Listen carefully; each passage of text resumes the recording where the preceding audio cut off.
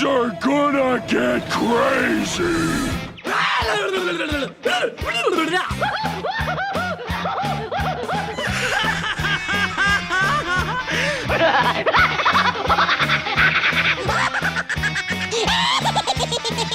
Most everyone's mad.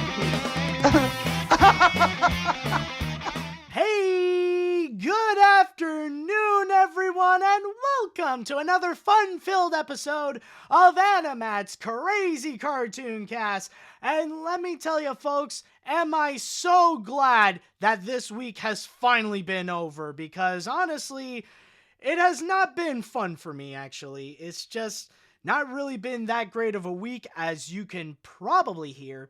And just to fill you in a little bit of some context, if you haven't heard on social media or anything like that, or if you don't follow me on social media, the thing is that this week I've actually been sick.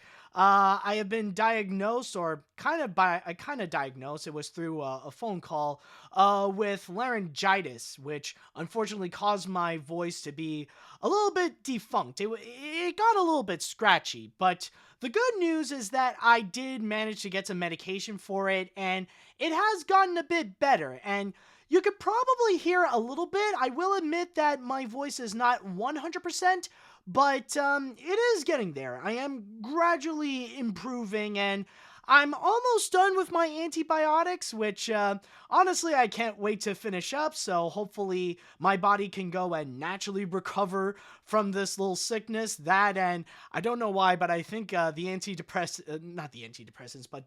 antibiotics got me a little moody lately, so at least just to put myself back to normal, not just with my voice, but also with that as well. I mean, if you have taken some antibiotics, then you could probably understand some of these side effects that would go and come with it. But with that said, though, I know this is a little bit of an unusual episode in terms of timing, but we will still manage to do the most that we can right now. So I would like to go and ask the chat wall, are you all ready for this episode of AniMat's Crazy Cartoon Cast? Let me hear it, folks. Are you all set for this? Let me see now. Let's see. Yep, there it is. All right, people are now prepared. All right, I see we're all ready. That's great to hear. That's perfect. And so with all that said and done, it is now time that we shall go and get things started. And with the first story, or with the first couple of stories with this, I would like to start off by answering a question that some people may have on Twitch, and that is regarding, why am I starting this so late? Why is it that I'm starting much later than I usually am? Or, in a way, I'm starting this episode usually around the same time that I would normally finish an episode of AniMat's Crazy Cartoon Cast. Well, the reason is actually because today, as I am recording this, I just finished watching The Mitchells vs. the Machines. Netflix actually did put up a little early screening to go and watch The Mitchells vs. the Machines the week before its official release on April 30th. And I mean, how could I say no to that opportunity, and decided to go and jump right in so that I can go and provide an early review to go and release it at the same time as the movie's release. So even with that opportunity, I decided to go and jump in. Yes, I did a little bit of a sacrifice to delay this podcast, but why not? It's all for the sake of watching a movie before most others would, and go and jumpstart my review on that. But with that said, we're not here to go and talk about the Mitchells versus the Machines. We are here to talk about what's going to be in the future of Sony Pictures. And I might as well go and begin this with what could debatably be the most anticipated film of 2022. And let's go and start things off by watching, or by hearing, about Spider-Man Into the Spider-Verse 2. Yes, this week, wait a minute, almost forgot, you need to see this as well. Alright, there we go. Yes, Sony Pictures Animation has officially revealed that on top of having Joaquim dos Santos, who was already announced to be a director of this film, they also added in 2 other directors as well for the project, which includes Justin K. Thompson and Kemp Powers. And for those of you who may not necessarily be familiar with any of these three, I'll just go and quickly fill you in. Of course, you got Joaquim dos Santos and Justin K. Thompson. Joaquim dos Santos is more of an animation veteran in general, with a wide variety of different projects that he has actually worked on, and a few very notable ones that are actually a pretty solid fit with the kind of project that he is working on with Spider-Verse 2. In his time with Warner Brothers, he worked on Justice League Unlimited, as well as Teen Titans. He then jumped to Nickelodeon, where he worked on Avatar: The Last Airbender, along with The Legend of Korra. And then he would work at DreamWorks, where he would go and work on the Voltron series. And now, here he is at Sony Pictures Animation, where he already worked there for a few years, but now is a director for Spider-Man Into the Spider-Verse. Then next up, we got Justin K. Thompson, which is this bald fellow right over here. And when it comes to Justin K. Thompson, this guy is much more of a Sony animation veteran. Among the three, he's probably the one that worked at Sony the longest, or at least has the most broad history of working at Sony. But the main thing as to why he is now a director is mainly because of his previous work on Spider-Man Into the Spider-Verse, where in the first film, he is actually the production designer. So chances are he'll probably be more the leader of the animation for the feature. And then you got the middleman between the two on this article on Variety, Kemp Powers. And if you're not familiar with the guy, well, his popularity has gotten a very significant boost in 2020, and especially during award season. Kemp Powers is actually the co-director of Pixar's Soul, along with currently getting an Oscar nomination for Best Writing, or Best one of the Best Screenplays, or no, actually Best Adapted Screenplay, actually. Right now, he is considered to be the man behind the film adaptation of his own play, One Night in Miami, as well as being a writer for Star Trek Discovery. So, with the combining powers of these three people, they will be the guys in charge of working on Spider-Man Into the Spider-Verse 2. And on top of that, I also do have a quote here coming from the writers and executive producers of Spider-Man Into the Spider-Verse, Phil Lord and Chris Miller, to which they commented on the addition of Justin and Kemp. Reading from my source here on Variety, it states here, "We are so lucky to have Joaquim, Justin, and Kemp on the Spider-Verse team. We are huge fans of Joaquim's work. He makes his characters so heartfelt and unique, and he could tell an emotional story with an action sequence in a way a musical does through a song. Justin is a maverick filmmaker who relentlessly pursues visual innovation and surprise, but always in support of the emotional storytelling. Kemp's work is incisive and ambitious and funny. With the writer's wisdom and a director's heart, he just knows what matters in every scene. All three of them elevate every project they take on, and they are certainly raising our game. We honestly just like them and want to be their friends, and we're hoping working on this movie together for the next few years will totally make that happen." And that's pretty much the big story that we got here with Spider-Verse 2, is the fact that, just like last time, hold on a sec, excuse me, yes, just like last time, we actually got a trio of directors to work on this Spider-Verse movie.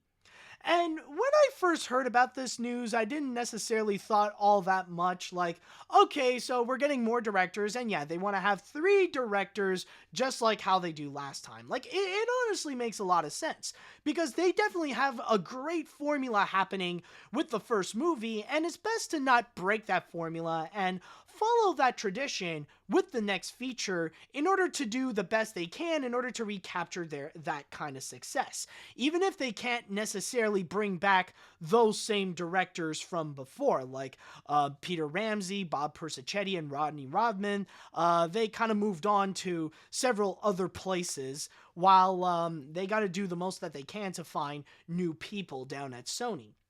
I understand that. But for me, honestly, there is actually one name that really does stand out from the rest. The one name that really caught my attention and honestly even has me a lot more excited for Spider-Verse 2. And that has to be the addition of Kemp Powers.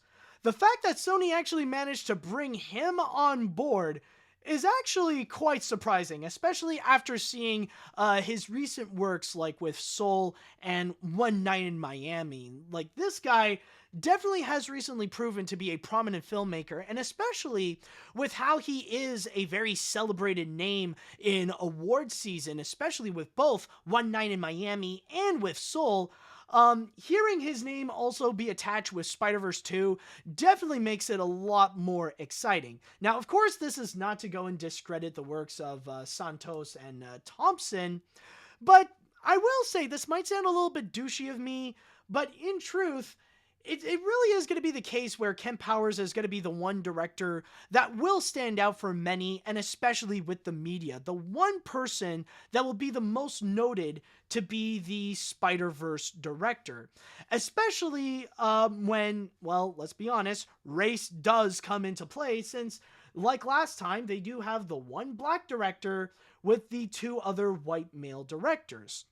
And it's going to end up in the same way, or at least I have a good feeling that the outcome of it will be pretty much the same as before, because when you do think about the first Spider-Man Into the Spider-Verse movie, now, of course, this is not to discredit the work that Bob Persichetti and Rodney Rodman has put into the movie. Like, they've definitely done a great job in terms of their contribution onto the movie. But when you do look into the media regarding who has often been the most noted to be the director of Spider-Man Into the Spider-Verse, it's usually Peter Ramsey. He's the one that has the he's the one that carries the title the most and is often the most regarded as the Oscar-winning director of Spider-Man Into the Spider-Verse. I don't think either Bob or Rodney even have that title when talking about Spider-Verse. They don't even mention about the Oscar-winning part, just the fact that, yeah, maybe they'll mention that they were the directors, but not really the Oscar-winning directors. The big medal really did go towards Peter Ramsey, and yeah, it is understandable considering that technically Spider-Man Into the Spider-Verse is a black story. Yes, Miles is a black Latino mix, but people would often view it as a black story. So having the black character or the black director champion a black movie like Spider-Verse, it kind of makes sense, and like the image does look better for the media as well to present it that way. And honestly, I do have a strong feeling that it is going to make sense that Peter Ramsey, or that in this case Kemp Powers, is going to be considered the directing champion of Spider-Man Into the Spider-Verse 2, especially with the fact that he is fresh off of working on Pixar's Soul. Like, the fact alone that Sony managed to grab a Pixar director to work on their Spider-Man movie, that is going to be extremely noteworthy. Again, this is not to discredit the works of Justin K. Thompson and Joaquim dos Santos, but they're just going to be passed off as just the animation people. These are going to be the animation guys who are going to be helping out on the other aspects of Spider-Man Into the Spider-Verse. But Kemp Powers, on the other hand, that's a much more notable director that's going to be working on this project. It's kind of like the same way on how the media highly presents Phil Lord and Chris Miller, or you know what, considering that I did just watch The Mitchells versus the Machines, it's kind of like how Lord and Miller are a lot more credited to be associated with The Mitchells versus the Machines, much more than Mike Rianda, who previously worked on Gravity Falls, and technically he is the one that would be considered to be the creator of The Mitchells versus the Machines, considering that he is not only the director, but he is also the writer alongside Jeff Rowe. But because the media is much more familiar with Phil Lord and Chris Miller, it's much more appealing if you would go and say that this is from the guys behind Spider-Man Into the Spider-Verse and the Lego Movie. It's much more attractive for advertising purposes and even to grab more attention in terms of the media. You'll get more notice when you say it's from Lord and Miller more so than it is from Mike Rianda. And it might be the same case here, where it'll probably get more attention if you say that it's from Kemp Powers than you would coming from Joaquim dos Santos or Justin K. Thompson in a way. But still, for me, I would have to say that this definitely does make things pretty exciting for Spider-Man Into the Spider-Verse. And with the combining forces of these guys, like, I trust that they definitely know what they're doing in order to go and work on the project. And by the way, speaking of Phil Lord and Chris Miller, I'm sure there are also people, like I've seen this on social media as well, that some people are saying that they are excited to see Spider-Verse 2, mainly because of the fact that not only is Lord and Miller back to be producers, but also the fact that Lord and Miller are also the writers. Since last time, it was, I believe it was Phil Lord and Rodney Rothman that are the writers of the first movie. But now, Lord and Miller are also going to be attached as the writers for this movie as well. And some people are really hyped up for that. Now, I will confess, though, that angle right there, that contribution of Lord and Miller, that kind of makes me the most cautious about Spider-Verse 2. And I'm not saying this as a bad thing. Like, that's the part for me where I feel like it's the most wait and see. And the reason why I say that is mainly because of my past experience with the Lego Movie 2, the second part. Now, I will say the Lego Movie 2 is definitely a good movie. It's definitely very well made. It's definitely fun to watch. But then again, it is definitely a lot weaker than the first movie. And a big reason to that is mainly because the writing is not so great. I would say that it's more in the range of mediocre. And to be honest, the people who are responsible for the writing, both in terms of story and screenplay, is Phil Lord and Chris Miller.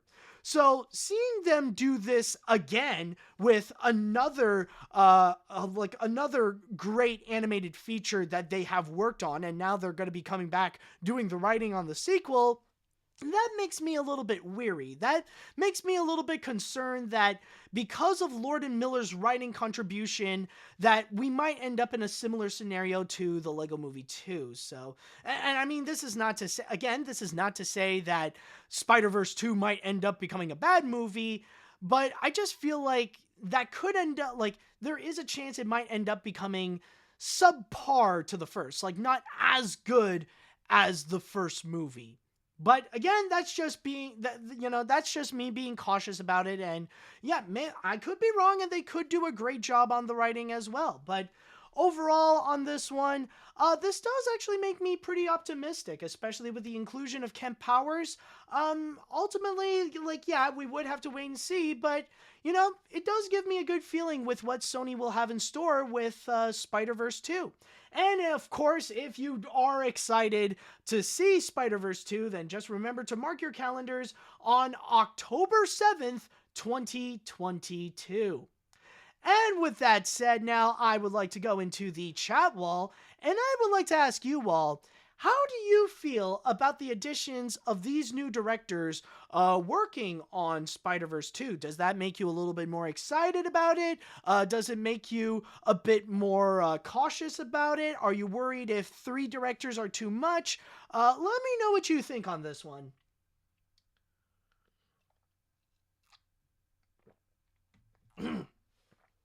Okay, let's see what we got here. This really got me excited. As someone who absolutely loves the first Spider-Verse and considers it my favorite Spider-Man movie, this was a fantastic idea. While I am excited that Kemp Powers is attached to this since he did an amazing job with Soul, all 3 directors have great works under their belts and could potentially add something awesome with a sequel, so I'm hyped. Alright, that's definitely not. Let's see. I absolutely love the first Spider-Verse, but then again, who didn't? And I love the work of Kemp Powers, so I'm definitely stoked to see how they bring Spider-Geddon to life, hopefully. I don't have too much to say here, so here's my mini review of The Mitchells vs. the Machines. It's really good, but it had no right to be this hilarious as it was. Like, hot damn, it may be Sony's funniest animated film to date. And I guess this might be a little bit spoilers on my review or my opinion on it. I might have to side with you on this one, at least in terms of how this is Sony's funniest movies. Like this is Sony's funniest movie. Like, oh my god, like especially with Manchi, like it is absolutely funny. Oh my god. Let's see now. What else do we have here? I'm cautiously optimistic about the future of Sony's projects, including, but especially for Spider-Verse. I'm looking forward to such well-recognized names returning, with the assistance of brand new names as co-directors who I wish the best of success in making names of themselves and building their careers. Alright, that's definitely nice. Let's see. Regardless how good these directors are, heck, even some good directors can have their slip-ups like Robert Zemeckis and Robert Rodriguez, I still like to see Spider-Verse 2. There are so many other Spider-Man universe that they have yet to touch, like 2099 Spider-Man and Superhero Squad Spider-Man. Well, technically, didn't 2099 Spider-Man appear during the post-credits? I don't know. Anyways, heck, I would love to see several past Spider-Man actors have a voice cameo, including Josh Keaton, Christopher Daniel Barnes, Neil Patrick Harris, Dan Gilligan, Tom Holland, and Tobey Maguire. That we will have to wait and see. I mean, I'm sure there's a lot of speculations and ideas about it, so we'll see. We'll see. Let's see. They sound like a great trio to direct Spider-Verse 2. Each of them has shown to have great talent. Joaquim has Avatar, Kemp has Soul, and Justin has the original Spider-Verse and several Cartoon Network shows. I am more than certain that they will make the sequel as good, if not better, than the original Spider-Verse. Oh boy, better than the first Spider-Verse now. That is going to be something... That's definitely going to be quite a reach there. I mean, it's not impossible, but if they can manage to pull it off, then I'll definitely say kudos to them. Let's see now. As a Spider-Man fan, the hype is on. I just got off finishing The Mitchells vs. the Machine in early screening, and this story makes me more hyped than ever. Santos, Thompson, and especially Kemp Powers have the most qualifications to make another great Spider-Verse movie, so they'll definitely do a great job in making another one. I'm marking my calendar because I can't wait for this movie to come out in the next year in 2022. All right. I think I might go and... let me go and read one more comment before we jump into the next story. Let's see. Okay, I'll go with this one.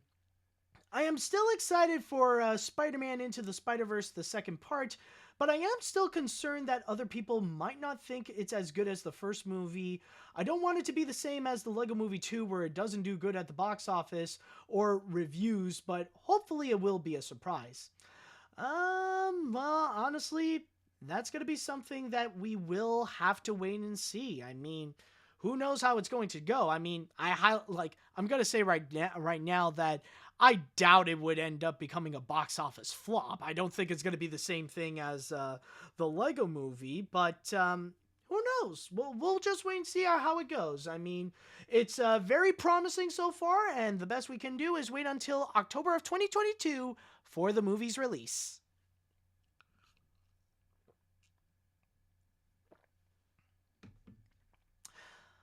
Okay, so let's jump onto the next story that we have here. And for the next one, I would like to go and talk about a news that happened that you may remember a couple of weeks ago when Sony Pictures has teamed up with Netflix in order to make Netflix the official streaming service home of Sony Pictures.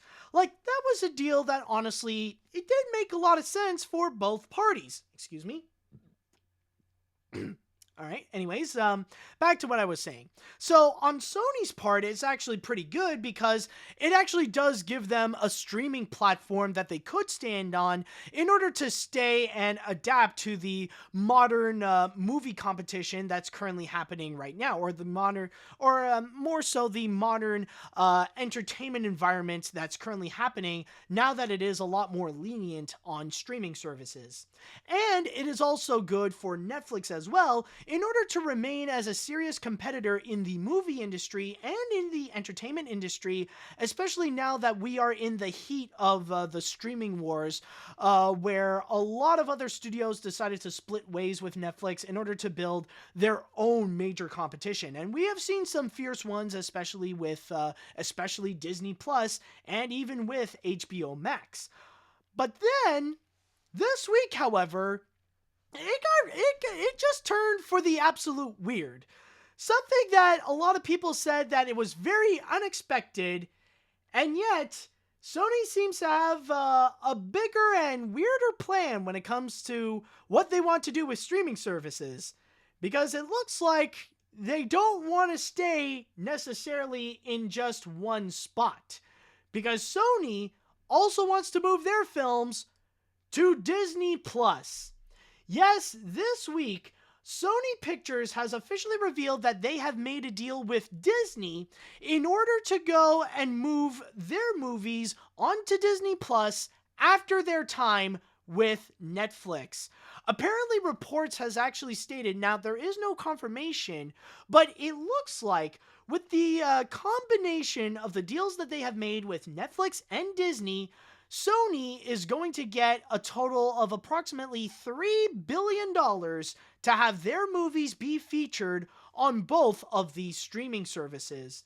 And basically, the plan is that after their time with Netflix, after their movies would be on Netflix for a while, those movies would then immediately move on to Disney Plus. And they have already registered a whole bunch of movies that are going to be on board. Not only their new movies that are going to be coming up in the future, ranging from the movies of 2022 to 2026, but Sony is also going to be including many of their bigger movies that already do exist. Apparently, a good amount of their library will also be there, as well as some of their big titles, like some of their biggest franchises, will also be moving to Disney Plus, including Jumanji, Hotel Transylvania, and the most talked about in terms of this deal, Spider-Man. Yes, it is official. Spider-Man is going to be coming to Disney Plus, including the MCU films. So they're going to have their time to shine on Disney Plus, and in order to have the complete collection of the MCU appear on that one streaming service. Now, some of you might be a little bit confused, though. Some of you might be wondering, well, how is this going to work? How is Sony Pictures now gonna, like, how are they gonna move their movies from the theaters to where they're gonna end up for now with Disney Plus? So here's the rundown. It was complicated for me as well when they first announced it, but here's what they're gonna do. Here's what they're thinking of. And actually, I just thought about this. Why not we go and use Spider-Man Into the Spider-Verse 2 as an example of this, since that's going to be a big part of the deal as well. So here's how it starts out. You got Spider-Verse 2, which that film is going to be released in theaters first of all. Like on October of 2022, it's going to start out by being released in theaters. And then a few months afterwards, in the holiday season, like around Christmas time, that's when they're going to go and release Spider-Verse 2 in home media. That's when they're going to go and release it on digital, on DVD, on Blu-ray, and on 4K. It kind of makes sense to put it in the to hype up the holiday season. And if you want to open up and have Miles Morales under the Christmas tree, you can go and do that. So you'll have that option happen right there. And if not on Christmas, then at least at the beginning of 2023, that's when they're going to go and release that on home media. But then following afterwards, you wait maybe a month or two, and that's when you're going to see Spider-Man Into the Spider-Verse 2 appear on Netflix, where it's going to be staying there for a good while. And that would be at the beginning of 2023. But then, after those 18 months, because technically the deal is that for those at least for the new movies, they would stay with Netflix for about 18 months, and then we fast forward to around probably the end of summer of 2024. That's when Spider-Verse 2 is going to go and move from Netflix to Disney Plus. So that's the best way I can go and summarize how they are going to go and move their movies to go from the theaters ultimately to where they're going to be on Disney Plus. It's a little bit complicated, but that seems to be the plan that they want to go with. And let me go and read a couple of quotes that we got here, reading from my source here on The Hollywood Reporter, the first of which it will be from Chuck Saftler, who is the head of business operations for many of Disney's television programs, but many of Disney's television stations like ABC, Freeform, FX Network, and the acquisitions of DMED's network distribution, where it states here...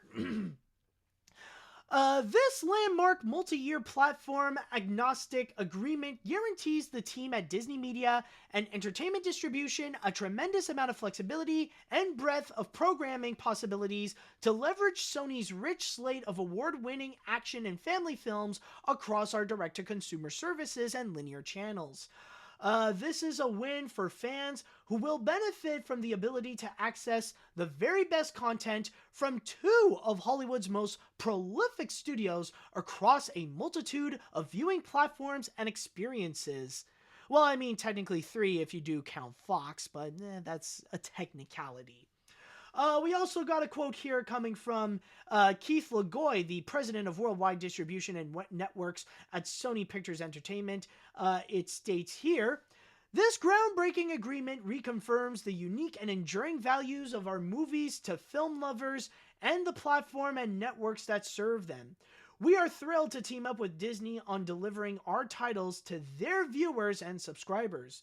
This agreement cements a key piece of our film distribution strategy, which is to maximize the value of each of our films by making them available to consumers across all windows with a wide range of key partners."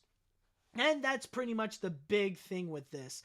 And there are some reports that do say that technically this might only be for the United States, but we will have to wait and see more or less on that if that actually is the case. But for now, all we know is that Sony not only has made a deal with Netflix, but they've also made a completely unorthodox deal with Disney as well, so that phase 1, I guess you could call it, is that their movies will be on Netflix, and then phase 2, they gotta go onto Disney Plus. So yeah, this is kind of a weird and unexpected deal that happened. So the big question is just, what's their plan? Why are they doing this? I mean, this is kind of crazy, because you'd think that they would go and settle on Netflix to be their streaming home, but no, it looks like they decided that they would also go and jump ship onto Disney as well. I don't know if this is going to be something that Netflix would be happy to hear about. But the big question of all this is just, why? Why is Sony Pictures making this deal? It just seems weird. It seems confusing. Why would they even agree to go and make this massive deal with Disney, especially if it means to go and empower Disney even more with the content that they would already have, not just with Spider-Man, but even giving away some of their biggest content, such as or some of their biggest franchises like Jumanji and Hotel Transylvania, giving those towards Disney. Why is Sony doing this? Well, I do have a little bit of a theory. Now, bear in mind, this is just a theory. Now, this doesn't necessarily mean that this is happening, that this is actually the case, that this is facts, but it's just a way for me to answer my own question of why would Sony even do this and not just settle with Netflix. And for me, I feel like this might be a case where Sony is just very much desperate for the money. They are in the brink of financial turmoil right now. And the reason why I say this is because, well, we are in a pandemic. I mean, technically, we are still in the pandemic, and you could possibly imagine how that has crippled Sony Pictures to the point that they have lost not just millions, but billions of dollars. Imagine this. apparently it was reported in the past that the deal that they had with Netflix, that is somewhere around $1 billion already. And things have gone very bad if Sony looks at that at that $1 billion, not million, but $1 billion, they look at that and say, yeah, crap, this ain't going to be enough. We definitely need some more. And they would be at the point where they would go and do something very drastic and also go and make a deal with Disney as well. Unless Netflix was already aware of the big plan that they already have with Sony, it all feels like Sony is very much in debt right now, and they really do need billions of dollars, like literally billions of dollars, in order to go and pay that off, and in order to find a way to at least keep themselves afloat for a good few years, even if it means to really help out Disney. And the thing is that there is a sense that like maybe Netflix would already be aware about this, but I can't help but feel like they might have been massively betrayed. Especially like when you do think about some of the Sony movies that are on Netflix, some of the biggest Netflix movies are actually from Sony Pictures. In fact, the biggest franchise that Sony has are also some of the biggest franchises that you could find on Netflix, especially with something like Hotel Transylvania, like really like one of their most prominent franchises that they have for their in order to promote for the family side of Netflix, or something like Jumanji as well, that has been very prominent in theaters and most likely very prominent as well onto Netflix. So losing those and giving them to what is currently right now their biggest competitor, it really does feel like a bit of a massive backstab, and now it seems all the more likely for Disney in the long run to actually end up becoming much bigger than Netflix, that Disney might end up becoming the new champion of the streaming wars, especially if there might be more and more in the future that might fall to the ground, and they might end up becoming short-lived or go in the way of Quibi, as you could say. So yeah, in a way, there is a sense where it feels like this massive backstab. But again, I want to go back into the theory that Sony is just in serious financial debt, that they would do anything in order to go and keep themselves afloat, and in order to go and keep Disney satisfied, in order to keep them happy, because another reason why I could think why Sony made that deal for Disney is for the same reason why they let Disney lend Spider-Man in order to include him in the MCU. It's in order to give Disney the illusion that they have Spider-Man, to give them Spider-Man without them literally giving them Spider-Man, or without them selling Spider-Man, because that is the last thing that Sony Pictures wants to do right now. That would be like complete suicide if they end up selling the rights to Spider-Man, because after that, they would lose a tremendous amount of value if they sold possibly their biggest property that they currently own, and it would ultimately make them a lot more susceptible to be bought out by a massive mega corporation like Apple or something like that.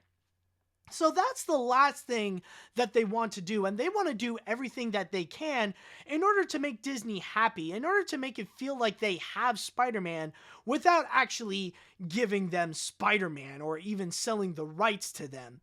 So that's why they want to go and technically give them Spider-Man and many of their other properties as well to Disney in order to have them onto Disney Plus.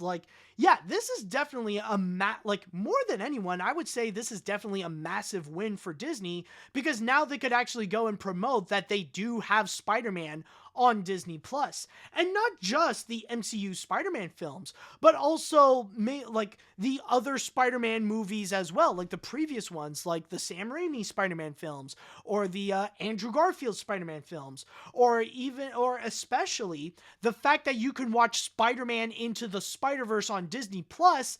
That's going to be a massive deal. That's going to be a major win for Sony Pictures if they do end up receiving Spider-Verse in their hands. So that makes it a major win for Disney that they would actually have that illusion. Now, technically that doesn't mean that Disney owns Spider-Man, because it is still in the hands of Sony, and Sony still wants to do all these different crazy ideas that they want to do with the Spider-Man property, rather it be making more Venom movies or making more spin-off films like Mobius. But as long as it keeps Disney satisfied and happy and make it seem like they have Spider-Man without fully giving them Spider-Man, then the Sony has done their job.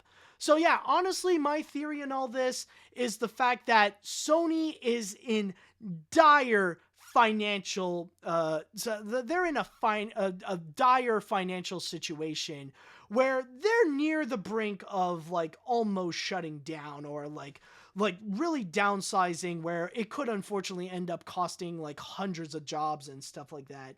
So they're just doing whatever they can without resorting to the last resort, like without resorting to what could potentially kill this company or ultimately make them get bought out. They just want to make sure they don't give, they just want to make sure they can still retain Spider-Man, but still give Disney some form of freedom of having Spider-Man, even if it does risk really growing Disney to become bigger and bigger and make Disney Plus even more bigger than Sony Pictures. Because really think about it, like I said before, that would give Disney a total of 3 major studios under the Disney Plus belt, that they would have movies, that they would ultimately have content from not just Disney, but also Fox and Sony Pictures. So yeah, in the long run for Sony, it may keep them afloat, but for Disney, this is definitely something in the long run that would make Disney Plus a much more powerful force. And yeah, in a way, this could be viewed as a massive backstab to Netflix. The fact that the Spider-Man movies or the Hotel Transylvania films, they're not going to stay on Netflix forever, and there will be a time that they will go and immediately jump onto Disney Plus. So yeah, that might be concerning for Netflix. I am intrigued to know what would be their thoughts, or if they already know about this, but I can't help but feel like this is just crazy. That yeah, it's nuts to see Sony doing this, and I know that what I said is a theory. Maybe Sony is definitely more than financially secure, and that extra $3 billion is not... Whew, excuse me. Oh wait, there's another one coming. No, actually no, there isn't. Anyways, as I was saying, yeah, this is like, maybe Sony is definitely financially secure, but for me, this is the only way that I could make sense in this crazy deal, in this weird strategy that Sony Pictures has. I mean, it's the best way to keep them afloat during the streaming wars to compensate the fact that they don't have an actual streaming service that they can actually use in order to compete against Netflix or Disney Plus or whatever. It's crazy, but then again, I will say, Keith Lagoy is actually correct, because ultimately the winners are pretty much us. The winners are indeed the consumers, because now we're going to have, like, in a way, what Netflix used to be, now it seems like that's going to be Disney Plus now. That's going to be, like, if you want the place where you would find the most content under one streaming service, it looks like it's definitely going to be Disney Plus. Yeah, you'll have a few others, like not just Netflix, but also Amazon and HBO Max and Paramount Plus and maybe Peacock. But then again, Universal needs a lot of work on that if they wanted to be a serious competitor. But yeah, it's just... all around, this deal just feels absolutely crazy. And Sony's direction, like their long-term plan with what they want to do with streaming services, I guess their strategy is just, as long as we can keep Disney away from having Spider-Man, then they did their job. I guess that's the big plan and all that. All right, so with that said, I would like to go into the chat wall, and I would like to ask you all, how do you feel about what Sony did with this deal with Disney, that after being on Netflix, they will jump to Disney Plus. Do you think this is a good idea? Do you have any concerns about this? Do you have any additional questions? Let me know what you think.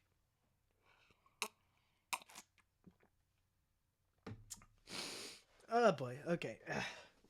Normally I would just go and blow my nose, but anyways, I need to go and read the comments here. Let's see now. In the words of Lauryn Hill from the song Forgive Them, Father, like Cain and Abel, Caesar and Brutus, Jesus and Judas, backstabbers do this.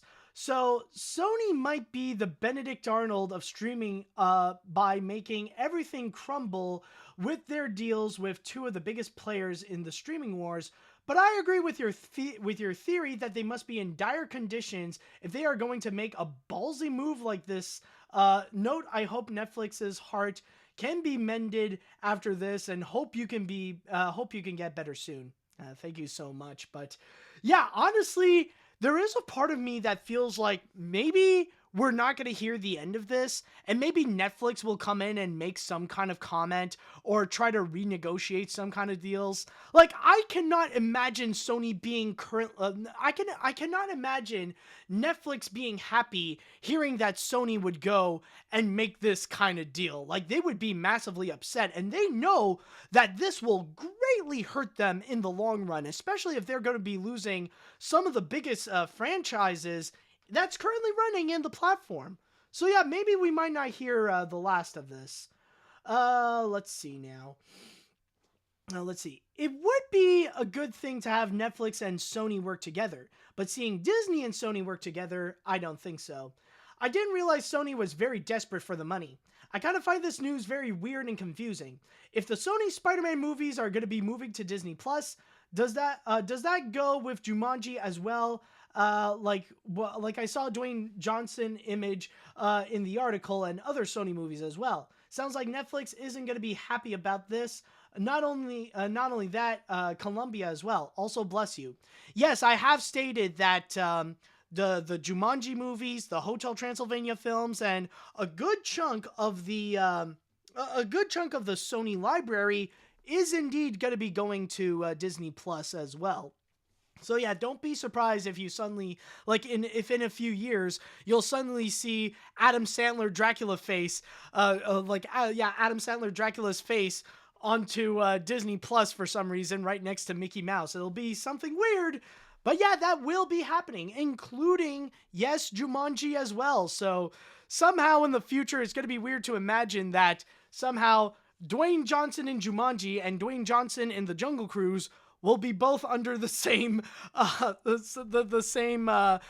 streaming umbrella as well. All right, let's see now.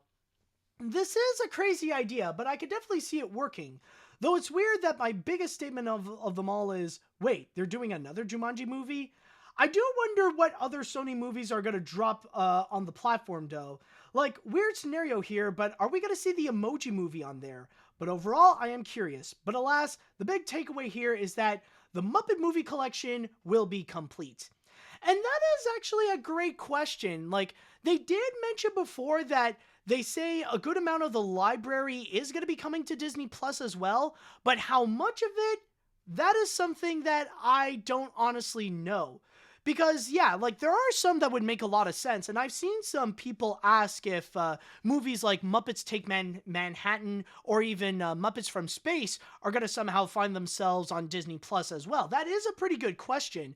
But then there's also, like, a few other ones that even for me, I feel like it's going to be hard to imagine that they would somehow find themselves on Disney Plus as well. Like, one thing I will say, maybe it is possible to see, something like Surf's Up finding themselves on Disney Plus, especially since that is a Chris Buck movie. But then at the same time, I cannot imagine freaking Boog and Elliot on Disney Plus. Okay, Hotel Transylvania makes sense because technically the series is on Disney XD, which Is that thing still going, by the way, the series? I don't know. I haven't heard much about the shows, but then again, I haven't heard great things about any of Sony Animation's TV series, so there is that. But there is one thing that I am curious to know. Like, yeah, like Hotel Transylvania is going to be there, but does that also mean freaking Boog and Elliot? I don't know. Like, I cannot imagine Disney Plus recommending me to go and check out something like freaking Open Season Scared Silly or Open Season 2. I don't know. It just, that just seems a little bit weird. I'm not gonna lie. Okay. What else do we got here? This was surprising and not surprising at the same time. I'm not surprised that the Spider-Man movies are going to be on Disney Plus considering how they connect to the MCU, but I'm shocked that there are other films that are going to be on there as well. I think it's safe to say that Sony teaming up with Disney to put Spider-Man in the MCU was one of the best decisions. Although, with this deal, can we please get the Spectacular Spider-Man on Disney Plus? Oh, that is also a good, yeah, that is actually a good idea. Like, I know we do have Spectacular Spider-Man on Netflix in Canada, but I don't think you Americans actually have that yet. That would actually be pretty cool to see. Okay. Let's see. Oh, we got another interesting comment here. All right. I am worried about Disney making a deal with Sony with their films. This could lead to Disney buying Sony Animation. Why Sony Animation specifically? Wouldn't it make sense to buy the entirety of Sony Pictures? Anyways, maybe not Sony itself, but its animation studio. They have had a few licenses from their park attractions like Star Wars and James Cameron's Avatar before fully buying the companies. And if this goes badly, especially during the pandemic or having financial troubles, Disney could give Sony Animation the same ticket Blue Sky Studios had. It's a worrying monopoly that's getting higher. Now, I'm just going to say that right now, no. There's no way that Sony is going to just let go of the animation studio and that's it. That would be, that would be a situation where they would be absolutely desperate for the money. Like, they would, that would be like Sony Pictures pretty much saying, yo, instead of that would be like if, instead of selling Disney Spider-Man, that they would go and sell off, they would easily go and sell off Sony Animation instead. I don't know. That seems a bit ludicrous of an idea. It's hard for me to really imagine if that would actually be a possibility. Like, if you're gonna separate, why would Sony sacrifice their entire animation division?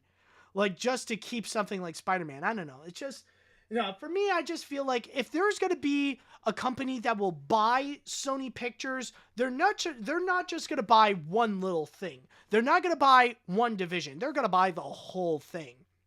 I mean, it's not like Sony is just going to sell off Sony Pictures Classic and Sony Pictures Animation and sell off Sony Television and all that stuff. It just doesn't make sense. Let's see, what else do we got here? I'll read 2 more comments before we jump into the next one. Until you explained how the deal works, I was not really able to understand Sony's big brain strategy. I can understand that Sony is desperate for money, but I didn't expect them to basically backstab Netflix like that. I still don't understand why Sony would do this. For me, my theory is that Sony is desperate for money. I could be wrong, but yeah, things are just not going well at Sony. I'll say this right now. One thing is for sure is that Sony Pictures cannot afford to have any of their big anticipated movies to flop. If anything, if Mobius flops or if Ghostbusters Afterlife flops, then yeah, it's really not going to go well for Sony, and we might end up seeing some even more drastic measures to come. Who knows? All right, so one more comment. Let's see here. I think I read you? Okay. Well, this is a great day to be a Marvel fan now that I can watch the entire season of Spectacular Spider-Man on Disney+. Just help with the backstabbing going on because they can all fall downhill at any moment. How are you doing? Disney's missing the solo movies, right? To the Incredible Hulk they did. They get that, and then you're golden. They only have to team up with movies to the Hulk, such as the Avengers movies or the Thor Ragnarok plays solo films Marvel not allowed to do. Okay, so from what I understand your comment, yeah, technically there would still be that Incredible Hulk movie, but then again, it's the Incredible Hulk movie, and not many, like, among all the Marvel films, not many people really care that much for that Hulk movie. I mean, if you really want some good adaptations of the Hulk, just watch the Avengers, just watch Thor Ragnarok. Like, many people are pretty much satisfied with that. I think, like, I think even Marvel fans would be perfectly fine with not having the Hulk in their collection. I'm just saying. But then again, I could be wrong, of course. Oh my god, someone even commented, imagine Sausage Party on Disney Plus. Holy crap. Okay, like, I don't know, it might be possible for me, since I do have Star and we do have some of the more adult content on Fox. Like, we do have the Die Hard movies, Rocky Horror Picture Show. So yeah, it's possible for me, but in general on Disney Plus, yeah, that's a weirder image. Seeing Mickey Mouse and then suddenly you see the Seth Rogen hot dog, that would be crazy. All right, but anyways, on to our next story.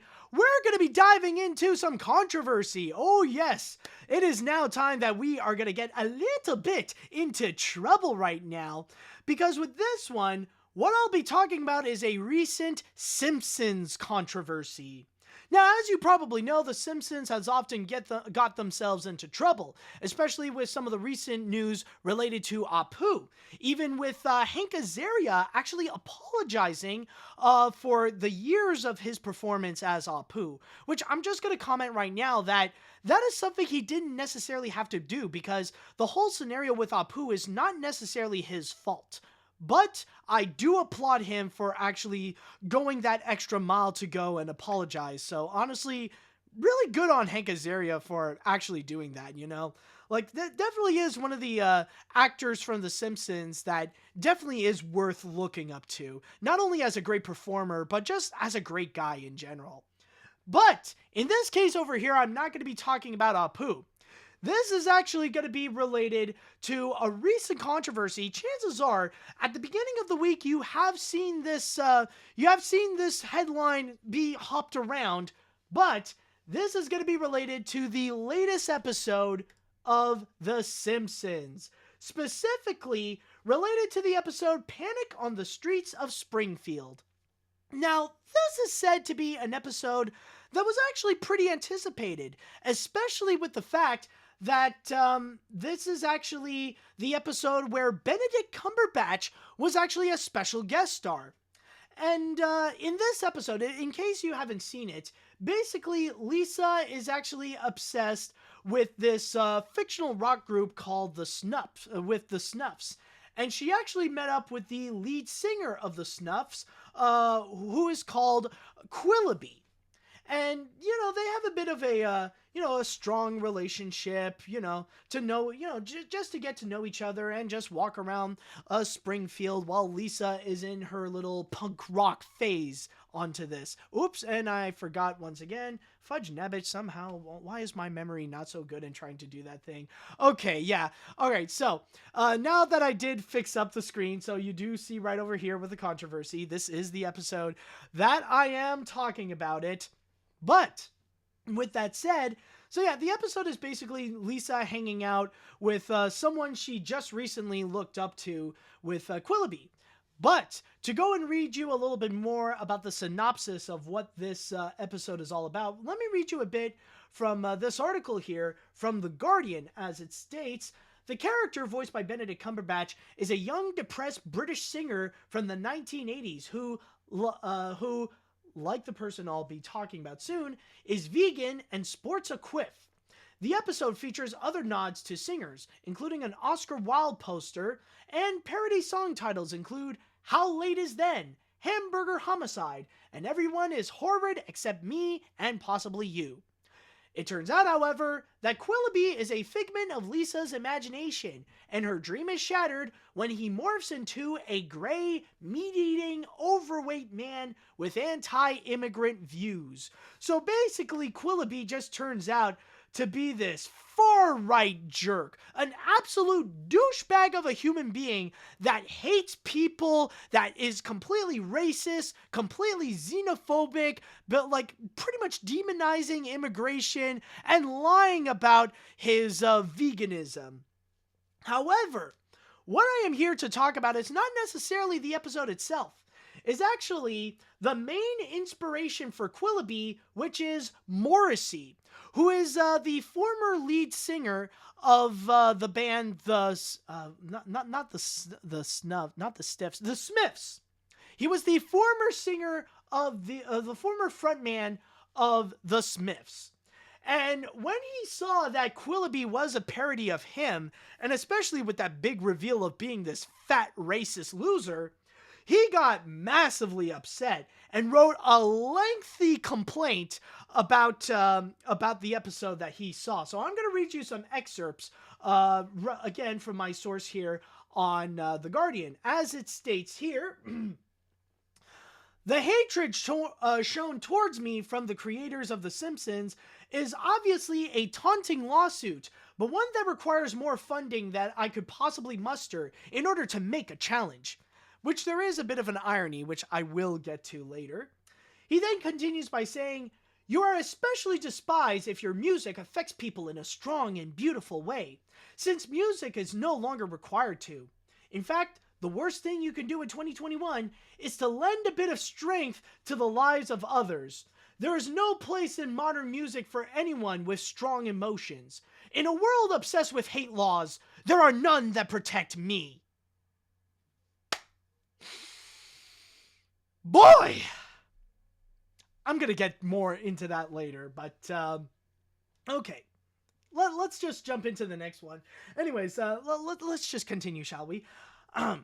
Anyways, where was I? Yes. I've had enough, and by the way, this next one, this is not just towards The Simpsons, but this is his complaint, regarding the media in general and how they have heavily criticized him in recent years, in which he states, "I've had enough horror thrown at me that would kill a herd of bison. Accusations usually come from someone with a crazed desire for importance. They don't operate at a very high level. Writing for The Simpsons, for example, evidently requires only complete ignorance. But all of these things are too easy for me to say. In a world obsessed with hate laws, there are none that protect me. Free speech. Oh, God. Free speech no longer exists." Yeah, he said that. Ah, boy, he said that. But wait! There is more. We actually, we have a couple of more comments over here, in which it states, this time this is actually going to be coming from his manager, Peter Katzis, as it states, "Surprising what a turn for the worse the writing for The Simpsons TV show has in recent years. Poking fun at subjects is one thing, but when a show stoops so low to use harshly hateful tactics like showing the Morrissey character with his belly hanging out of his shirt when he has never looked like that at any point of his career, makes you wonder who the real hurtful racist group is here." What does race have to do with this? Anyways, even worse, calling the Morrissey character out for being racist without pointing out any specific instances offers nothing. It only serves to insult the artist. And there is actually a response to the people that did actually work on this episode in particular, where they did state that they were major fans of the Smiths. And the Quillaby character is not necessarily just inspired by Morrissey in general.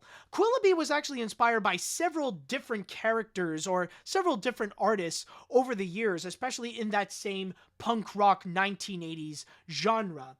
So it's not necessarily just about Morrissey, but it's specifically on that genre that is the same as the Smiths.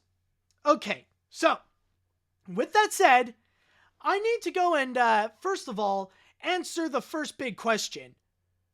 Who the fridge is Morrissey? Because I certainly know that I asked this question, first of all, when I first heard about this news. And before I continue, I just want to ask, may I ask, in the chat wall, before this controversy, are any of you familiar with who Morrissey is? I just want to know. I would like to ask, do you guys know? Do you guys know? Let me see here. Does anybody know who Morrissey is? Yep. Oh, there are some people. Okay, there's one person. Giovanni does know. Okay, so Ryan actually did know. Okay, so like, with the exception of 2 people in the chat wall right now, from what I've seen, not many people know Morrissey, who Morrissey is. So, like I said, there are, so maybe a few of you actually do know who Morrissey is, but for those of you who don't, he was a former singer of, he was a former singer of the Smiths. But nowadays, however, you know what, I'm just going to go and read this, just a quick little synopsis about the scenario here. Where can I find it? Yeah, okay. So let me just go and read you here from The Guardian, just a quick summary about some of the things that he has said, just to know who Morrissey is today. As it states here, Morrissey, 61, has consistently denied being racist, but has condemned on many occasions in the past of his comments on race. But has been condemned on many occasions in the past for his comments on race, including referring to Chinese people as a subspecies, citing their treatment of animals, calling halal meat evil, saying the animals suffer, and saying the mayor of London, Sadiq Khan, cannot speak properly. He also expressed support for the far-right For Britain party, wearing a badge wearing its logo during a US TV performance. And oh boy, that's just the beginning. That is just a bit of the beginning right there, because there's actually a lot more. Like, this dude is not just he's not just the typical far-right bigot. This dude can almost actually be considered a far-right extremist. Because, yes, it is true that there was at one point, this is another article, by the way, and by the way, if you really want to get familiar with who Morrissey is, this is an article from The Guardian called Big Mouth Strikes Again and Again, Why Morrissey Fans Feel So Betrayed. So this is really to get to know who Morrissey is. And if you want to know about, like, that whole For Britain badge incident, he was actually wearing it while he had his appearance in The Tonight Show starring Jimmy Fallon, among others as well. And just to let you know, For Britain is actually considered the most furthest to the right in terms of political parties in the UK, down to the point where Nigel Farage actually called the For Britain party, I kid you not, made up of nothing but Nazis and racists. And just to give you a clarification, by the way, Nigel Farage, he isn't some kind of like he's not like a pro-Europe liberal kind of guy. Nigel Farage was actually recently the leader of the Brexit party. So imagine this.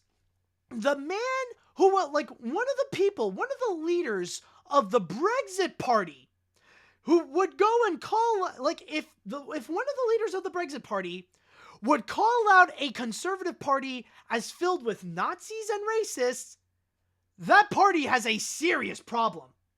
But it doesn't just end there. Not only does he have a prominent history of both racism and xenophobia, but he is also extremely vocal of being against the hashtag #MeToo movement. Like, of course, he's one of those people that would be against the hashtag #MeToo movement and would instinctively blame the victims. Like, he would blame the people that would say hashtag #MeToo and would immediately jump into the defense of the people that were accused. People like Harvey Weinstein or Bill Cosby and stuff like that. But probably the worst of them all is when he would go and jump to the defense of Kevin Spacey. And there is no denying that Kevin Spacey is among the worst people when it comes to the hashtag #MeToo movement of those that were taken down. Kevin Spacey, like, we're talking about some legitimate pedophilia crap where he actually sexually assaulted a minor. And yet, what was Morrissey's comment on the whole Kevin Spacey incident? What did he say about the 14-year-old that got sexually assaulted by Kevin Spacey? He said here, and I quote, "One wonders if the boy did not know what would happen. When you are in somebody's bedroom, you have to be aware of where that can lead." And may I ask, by the way, why is it always the people that are against the hashtag #MeToo movement, or why is it always the people that are more critical towards the hashtag #MeToo movement, always the ones that are the first to go and defend pedophilia? Or not really that, but like maybe they would not be directly defending child grooming, but they would definitely be the first to go and antagonize the victim of child grooming than actually going after the child groomer. It really does make you think about their viewpoints on pedophilia. I'm just saying. Like, if you ever see someone who is more against the hashtag #MeToo movement, question their motives a bit. Question how they would feel about child grooming and stuff like that. So, I'm only asking. I'm only just saying that to make you think. But yeah, this is just one of many different examples. Like, this is a lengthy article that really shows the far-right extremism, the white nationalist extremism that this guy has. And there's just so much that you can go and actually list down in this guy. So, as you can imagine, this is definitely one of those people whose career has pretty much been ruined, not because of like any controversy or anything like that, but because of how he is so much of a far-right bigot, and how much how much of his nationalism has affected his brain so much, where the only thing that he is relevant now is that his nationalism has pretty much given him a behavioral disorder where it makes him extremely sensitive when it comes to criticism. And all he does is just go after people one after another, like even making lawsuits over things that newspapers and articles would go and say about him. Which is actually extremely ironic when it comes to the Simpsons episode. Like, there was that one thing that Morrissey said in response to the Simpson controversy where it says, "The hatred shown towards me from the creators of The Simpsons is obviously a tantrum lawsuit, but one that requires more funding than I could possibly muster in order to make a challenge." Like, that one is actually ironic because there was something in The Simpsons that they would go and, there was something that, like, you could say life imitated art in this case, because, no joke, there is actually a line in The Simpsons where they actually said, "I'm only doing this concert because I spent all my money on suing people for saying things about me that are true." And that's essentially the case over here. That's exactly what he's doing. He's just complaining about things that are true about him. Really, the biggest thing that The Simpsons is guilty of is just really stating facts about Morrissey in a more satire-like and indirect way. But you cannot say that the things that The Simpsons said about him are not necessarily wrong. Now, with that said, though, that there is one thing I will say that is in the defense of Morrissey. There is one thing that I will agree with Morrissey and his manager that is technically true, and that is the fact that, yes, I do agree that technically the way that they have handled it is not necessarily all that great. I mean, let's be honest. The Simpsons has been on for more than 30 years, and they have lost their steam not just years, but decades ago. And the way that they have handled it in the episode, yeah, it could have been better because it is true that they were pretty vague about it. Like, they didn't actually point out any legitimate examples of how he is racist or one example that showed his racism or anything like that. They just pointed out and say he's racist and that's it. So I do agree that technically there could have been ways that could have been better handled in that episode and actually provided some examples of what they were talking about. That, and also, it's not really that great of an episode because you have to understand what the Smiths are in the first place in order to actually get what they are talking about. Because yeah, it is more of a satire of it's more of a satire of not just the Smiths and Morrissey, but also of other artists. In fact, I believe they stated that it's not just regarding Morrissey. I just need to quickly check up. Like they say that there's a little bit of Ian Curtis from Joy Division, or maybe a few others as well. So there are several examples of that. Again, they did state that it's not just Morrissey and the Smiths that they were inspired. But again, one thing I do agree with them is that the episode could have been way better handled in terms of their satire with Quillaby.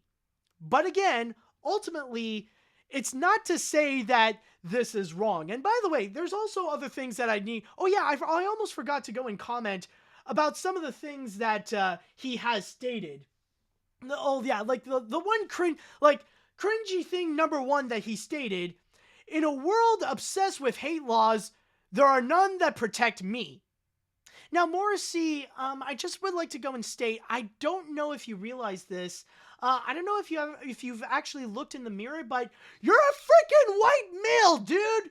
You have the most protection and you have the most privilege of them all. More than any person of color and more than any gender out there.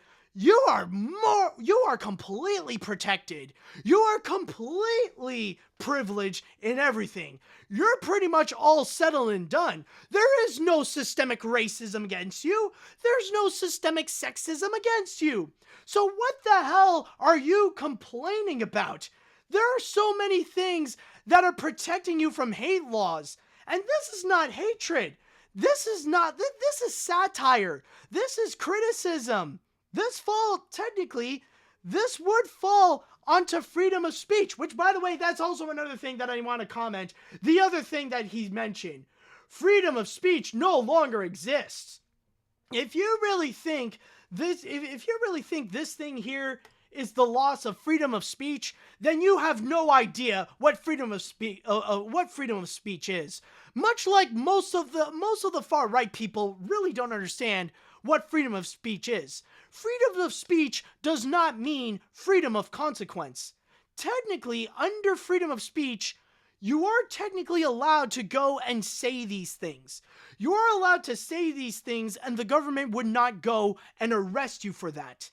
But that doesn't necessarily mean that you are free to go and have no criticism whatsoever. It's not like you're free to say that and you're allowed to not face any form of consequence without anyone saying anything about it. Technically, the people who do criticize you for that, those who call you out for being racist, that is also another form of freedom of speech.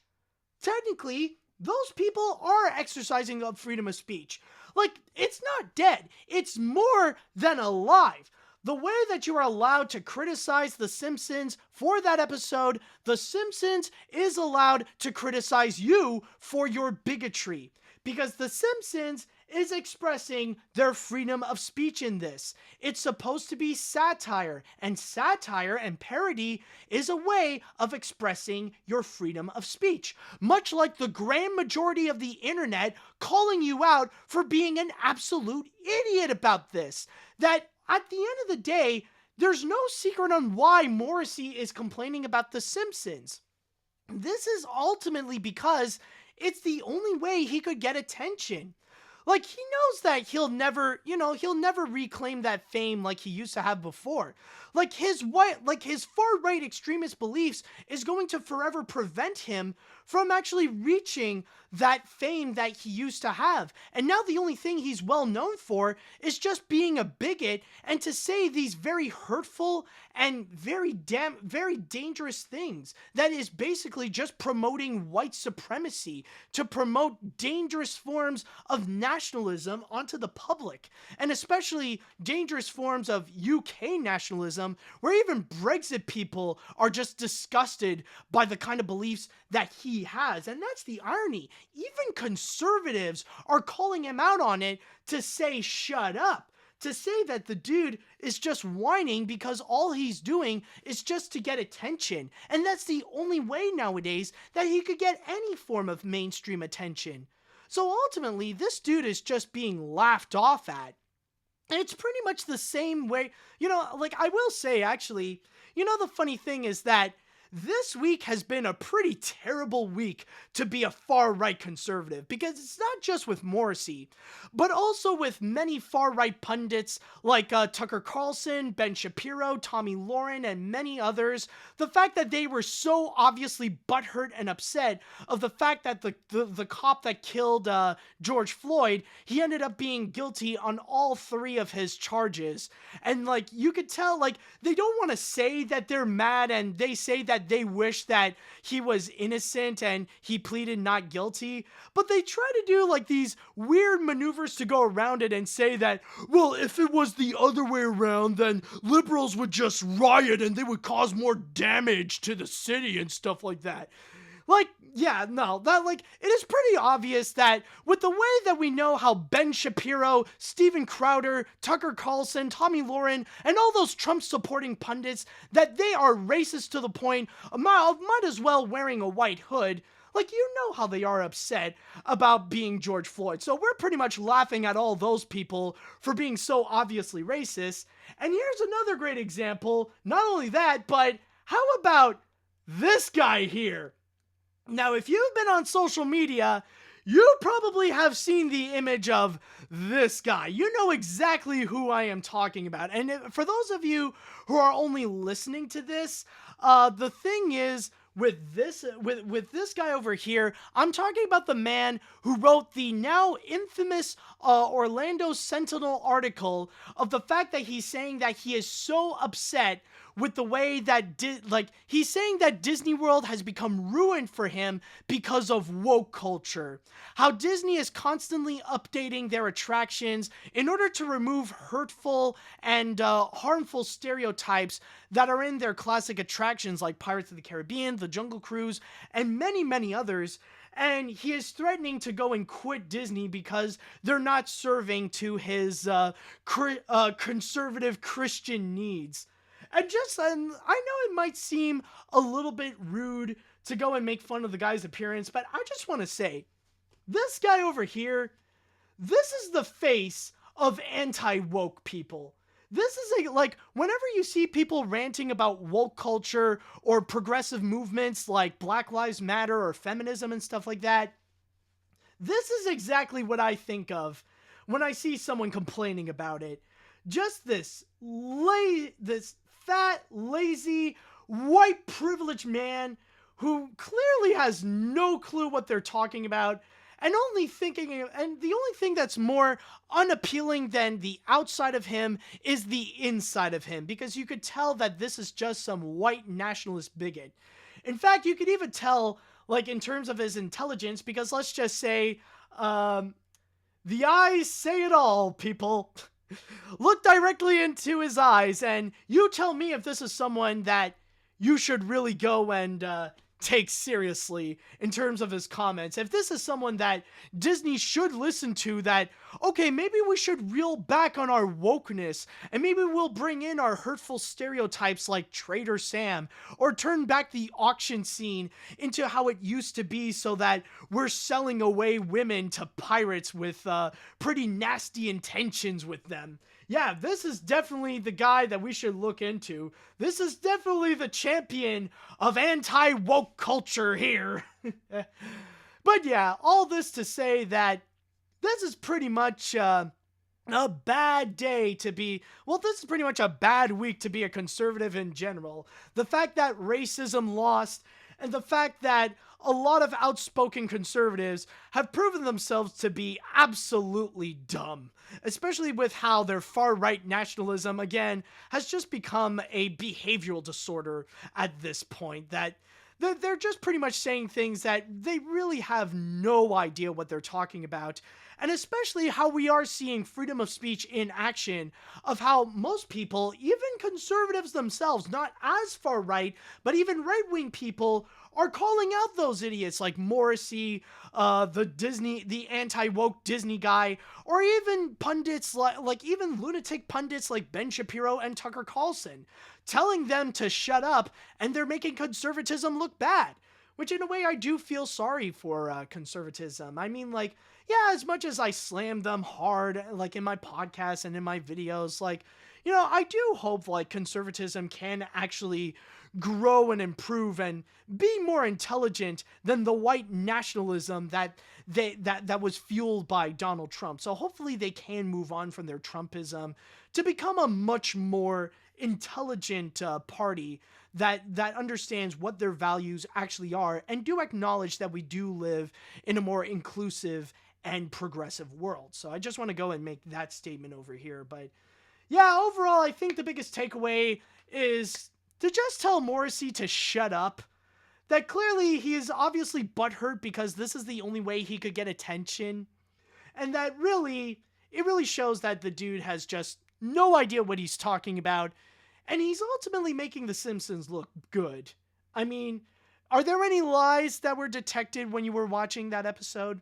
I'm just saying. All right, so with that said and done, I'd like to go into the chat wall, and I would like to ask you all, how do you feel about the whole Morrissey controversy with The Simpsons? Do you side with Morrissey on this one? Are you more on the side of The Simpsons? Let me know what you all think on this. Let's see. Just check this guy up, and he's a far-right douchebag. Of course he is, if it was his reaction to The Simpsons. I'm pretty sure this guy has never heard about a parody or a satire. I can't really say much about this since I haven't heard about him until this moment, except he's a douche. That's all, folks. Yeah, that pretty much sums it up. Let's see. I only ever heard of Morrissey through a 1-second name drop in one of the Ant-Man movies, but after all this, yeah. When you were boy to his statement, it was all, yeah, what he said. I haven't seen this Simpsons episode, but call me crazy here, but Quillaby over here? It's a really accurate likeness. Bottom line, if I need any British music, I'll stick to Madness song Our House. Yeah, I mean, there are definitely other great British rock bands out there. I mean, you got a wide variety of them, so I mean, the Brits know their music. I'm just saying. Let's see. Just to allude to, like I allude to, Ben Shapiro is both super conservative and a Zionist super right-wing Israel supporter. So he's a unique type of extremist among American conservatives. And it really is kind of a shame that he's the one that's pretty much shaping what mainstream conservatism is right now. I'm just saying, like, the more that they listen to someone like Ben Shapiro, the more the Conservative Party is just going to really destroy itself. It's just going to implode, and they'll have no one to blame but themselves. Like, if they're going to feel so much of that Ben Shapiro-style hatred and division, then it's just going to be inevitable that the hatred and division will end up going more towards themselves than towards liberals and Democrats. So that's the thing. So that's my advice to conservatives. The sooner you separate yourself from Ben Shapiro, the better. Let's see what else we got here. Who else? Did I read you? Okay, yeah. Oh no, I did read you. Anyways, what's the matter, Morrissey? Can't take a joke? Anyways, it's no surprise the Simpsons would get in some hot water. They got flack for trying to do some things like feminism in the episode Girls Just Want to Have Sums and Bart versus Itchy and Scratchy. But isn't The Simpsons a show that's supposed to mock the stereotypes on the average person's life? They don't have to be always accurate. Heck, Dan Castellaneta, the voice of Homer Simpson himself, is a vegetarian and exercises a lot. Well, I mean, the thing is with The Simpsons, yeah, they used to be like that, but in a way, I guess you could say with how The Simpsons has become nowadays, they have become, the Simpsons, ironically, has pretty much become what they used to make fun of in a way. So there's kind of like, the thing is with The Simpsons is that it's been on for so long that they're kind of pretty much living in their own paradox in a way. That's the best way I could sum up the whole thing with The Simpsons. Let's see. All I could say is, holy crap, what an absolute insane prick this guy is. This is the most crazy white nationalist person I've ever seen, and his behavior is out of control. This guy needs to shut up and go to hell for all I care. We got Derek Chauvin being guilty in all 3 charges. This guy, this week, yet this guy is complaining. All I can say for him is shut up and that's it. That's the thing with these white nationalists. They only care about themselves. I mean, that's the best thing to sum it up. I mean, that's pretty much the only reason why why Morrissey would even care about The Simpsons. I even highly doubt that he still watches The Simpsons to this day. So, let's see. What else do we got here? Any other comments? Let's see. All right, I'll read 2 more before we jump into the next one. Van Gogh Wild Man impression. Crazy! You know, they say this show would predict the future, and lots of people find that possible. What future would this episode predict? And no, I do not side with him. Enough said. I think they pretty much predicted what would happen a day later with who Morrissey would pretty much become, because yeah, we are slowly seeing him morph more into becoming like the Quillaby that actually became in the end of the episode. Let's see now. I'll read the final comment here. Morrissey absolutely got what he deserved. This just exposes how far-right people are just absolutely stubborn and don't know what they are talking about. Also, it's just satisfying seeing American right-wingers being made fun of and laughing at them. Well, technically, in this case here, it's not really American right-wingers. This is British far-right people, which is a little bit similar to Americans, but there are a bit of unique aspects, especially with the Brexit aspect, but you get what I mean. So yeah, I think it's pretty much safe to say that The Simpsons ain't wrong on this one.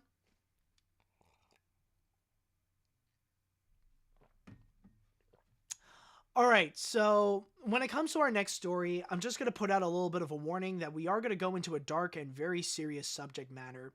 Now, you might be a little bit confused at first, why would I be talking about this in the Crazy Cartoon Cast? But you'll see that it's going to make sense a little bit later. And what I'm going to be talking about here is unfortunately related to the mass shooting that happened just last week in Indianapolis at a FedEx facility. Now, for those of you who don't know, a white male by the name of Brandon Hull has unfortunately decided to go and make a mass shooting at a FedEx that he used to work at, which unfortunately killed a total of 8 people, half of which are actually a part of the Sikh community. So quickly, I would just like to go and state, may those people rest in peace, and my condolences to the families and the loved ones of those who have lost their lives in this very unnecessary and unfortunate incident. Now, in this case here, as of right now, we still don't know, and unfortunately, we may never know why this guy would actually go into a mass shooting. It states here in my source here on CNN, investigators are trying to determine motives, and we're searching what they believe is the suspect gunman's home. Officer Keenan told reporters late Friday morning. When asked what brought the suspected gunman to the FedEx facility Thursday at around 11 p.m., Keenan is probably someone else, sorry. Officer McCart said, "I wish we could answer that." But the most that we could gather so far when it comes to Brandon Hull is that apparently this is a very disturbed individual. This is someone in which we don't know what his mentality is, but it seemed to be someone who was contemplating about suicide, even to the point where the FBI was actually keeping a careful eye on him when apparently his mother mentioned to law enforcement that he might attempt suicide by cop. So yeah, this is a very disturbed individual, and we won't know about the specific motives, but yeah, unfortunately, we do have yet another mass shooting happening in the United States. So why am I talking about this specifically? Well, apparently there might be an answer, or at least apparently right-wing media might actually have an answer to this, and if there might be a reason why he would go into a mass shooting like this, it would be because of My Little Pony. Yes, right-wing outlets such as Fox News, Rolling Stones, and this one here in the New York Post, they're actually saying that the reason that he might go on a mass shooting could be because of his obsession with My Little Pony. Apparently, the mass shooter, Brandon Hull, is actually said to be a brony, and a really obsessive brony, where apparently local authorities actually did look upon his Facebook and found that there were a lot of My Little Pony communities that he was actually involved with, that he would go and make a lot of My Little Pony posts. In fact, he actually stated, the gunman, just before going out to his mass shooting, he actually stated on his post on Facebook, "I hope that I can be with Applejack in the afterlife. My life has no meaning without her." Which honestly, I gotta state, this is honestly a little bit weird because I know I don't watch the show, but I don't think Applejack died at the end of the series, didn't she? Like, at the end, she was still alive and well. Unless he's probably referring to the Gen 3, Gen 3 Applejack, I don't think he would go and suddenly see Applejack in the afterlife. It's not like Applejack is just waiting for him after he shot himself like, "Come on, Brandon, ride on my back. We're gonna go towards the light together, and we can both be happy together forever and ever. Hope you don't mind being in an interspecies relationship." But the reason why we see the New York Post and Fox News pointing towards My Little Pony as a possible reason why the mass shooting even happened in the first place is mainly because of how there are some subcultures within the brony community that are filled with extremists, specifically with a lot of far-right extremists within the My Little Pony fan base. And I'm talking about all the major far-right fan bases, the far-right communities. I mean stuff like literal extremists like Nazis, the Ku Klux Klan, Proud Boys, 3%ers, you name them, chances are there are going to be some within the My Little Pony community. And from there, Fox News and the New York Post, they are suspecting that it could be because of his obsession with My Little Pony why he would go into these mass shootings, because considering that there are a lot of extremist groups within the My Little Pony fan base, he might be one of them as well.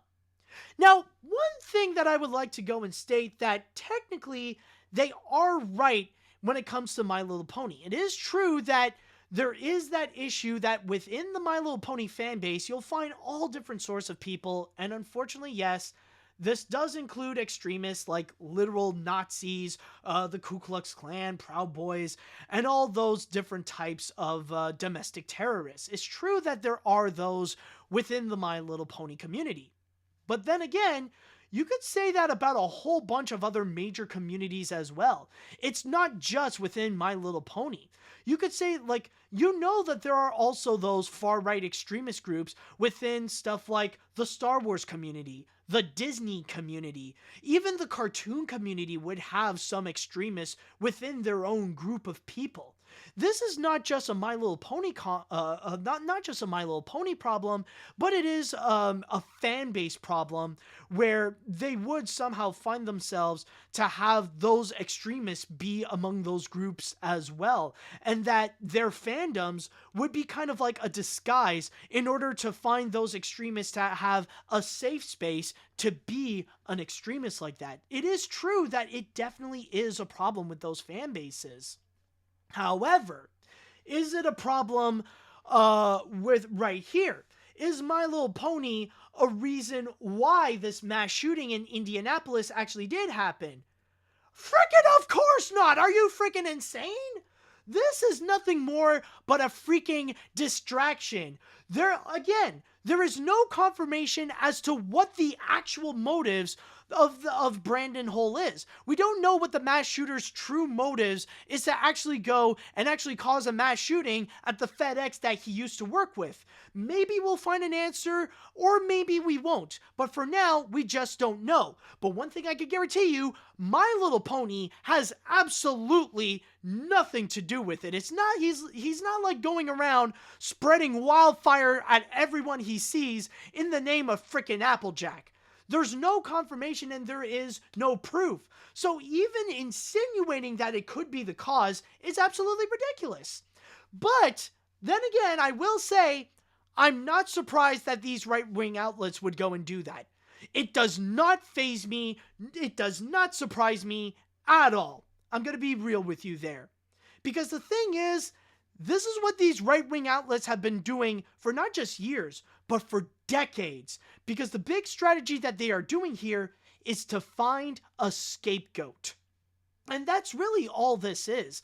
They just want to go and find an actual scapegoat so that they don't blame the real problems here. They want to avoid the actual issues of what caused these mass shootings, most namely about guns. They don't want guns to be responsible for the mass shootings. They don't want to give people ideas about the fact that we need that, well, not we, because Canada is pretty solid in our gun reform, but that the United States absolutely needs gun reform. It's a national emergency that they need gun reform in order to regulate the way that people could go and purchase guns, especially with to have a ban on assault rifles. There is no legitimate reason for any American, especially for any first world person, to actually have a rifle or anything like that, unless you're going to an actual war zone and you, like, yeah, at that point you need a gun because you do work in the army. But other than that,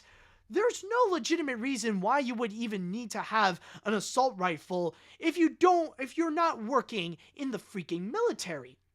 And this is all that it is. My Little Pony is just currently being used as a distraction to avoid the discussions about needing gun reform in the United States. And we've seen these right-wing outlets try to use that strategy again and again and again and again in order to find any form of distractions, whatever they could find. They will try to use the most out of it in order to keep people distracted and look the other way from the real issues that are actually causing this. And I don't just mean guns, but even in terms of far-right extremism, so that they don't antagonize those viewpoints as well. Like, trust me, you would be shocked how many conservatives, not all, but there are a good amount of them, that they do not want to make Nazism illegal. Like, even the most extremists, even the most far-right extremists, they do not want to have that banned. They do not want those same type of rules of, like, what Germany has towards Nazism. They don't want that to happen in the United States as well. And the thing is, we've seen so many different types of distractions that they're trying to use. Blaming it on video games, blaming it on mental health, despite the fact that they would do nothing about it, because Lord help us if a conservative would even think about making healthcare more affordable to Americans. Or even another example, and this is, crap, I lost my train of thought. Yeah, mental health. And there's also video games and stuff like that. Oh, and also, like, if it's not a white male, like, if it's not a white conservative male, then you know that those right-wing media outlets, they're gonna really take advantage of that. Like, if they are black, if they are brown, if they're another religion, like, if they are Muslim, if they are a woman, if they don't fit in the category of a white Christian male, then that is just an easy way for them to find a distraction from the true problems that are actually causing the grand majority, or like all these mass shootings over here. And this is why I just want to go and make a big statement. I want to put out a big warning, and I'm going to do a prediction that I am guaranteed that this is going to inevitably happen. Maybe not in the next few months, and maybe not in the next few years. But with the way that Fox News and the New York Post, how they are so at it, at like trying to distract people from the real problems of these mass shootings, inevitably this is going to happen. So listen to this. Imagine this scenario. There's going to be another mass shooting that will occur. That it's the same case here. Unfortunately, there will be a few lives that have been lost. There will be several people that have been injured. And maybe the motives will be unclear. Maybe the police will apprehend the murderer. Maybe the murderer will end up killing themselves. But the motives will end up being pretty vague. And not many people will know why is it that this person went absolutely insane and went on a killing spree. And it is going to be another white male. And we won't really know a whole lot about the background. But then, there's going to be the one thing that will stand out. The one thing that will actually be discovered. That right-wing media, like Fox News, New York Post, Newsmax, InfoWars, and many others, that they will definitely take advantage of to use it as the perfect distraction from pointing out towards the real problems of that particular mass shooting. Autism.